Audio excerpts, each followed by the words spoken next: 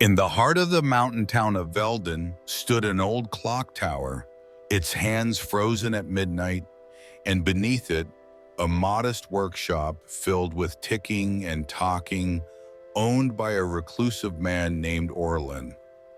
Orlin was the town's clockmaker.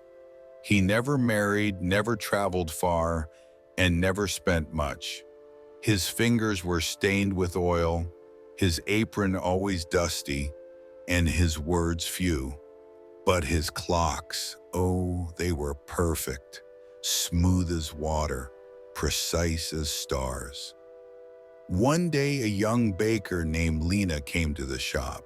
She had just opened a cafe next to the tower and wanted a grand wall clock.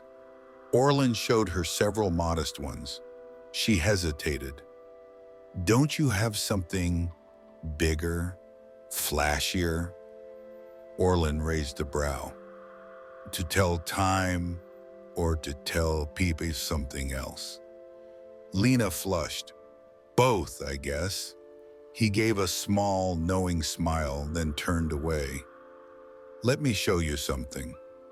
In the back of the shop was a dusty glass case, inside which sat a beautiful clock made of cherry wood and golden trim.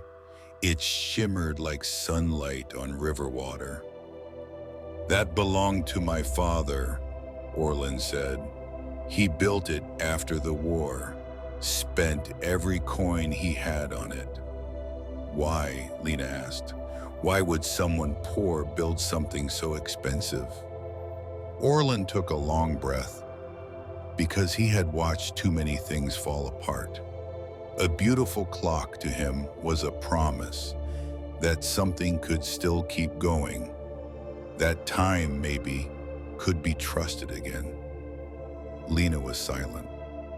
"My father's friends thought he was foolish," Orlin added. "They'd say, 'Why buy gold when you need grain?' But none of them had seen what he had seen. His past wasn't theirs." He turned to her. "We judge people's spending because we don't know their memories. What looks irrational to you might feel like survival to someone else." Lena didn't buy the flashy clock.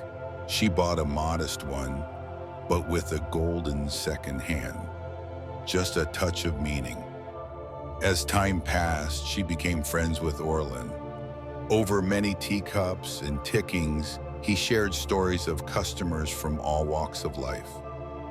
One man saved every coin but never smiled. He'd grown up in hunger. Another woman spent freely on food and celebration. She'd once lost a brother to war and promised never to delay joy again. A child bought a broken clock and stared at it for hours because it reminded him of his grandfather's shop before it burned. Everyone had a reason. Every spending decision hid a story. Years later, Orlin passed away quietly. In his will, he left the golden-trimmed clock to Lena with a note. "You understood that money decisions are never just numbers. They are echoes of where we've been. Keep listening. Keep ticking." As you rest tonight, take this thought with you. No one is crazy with money. They just carry experiences you haven't seen.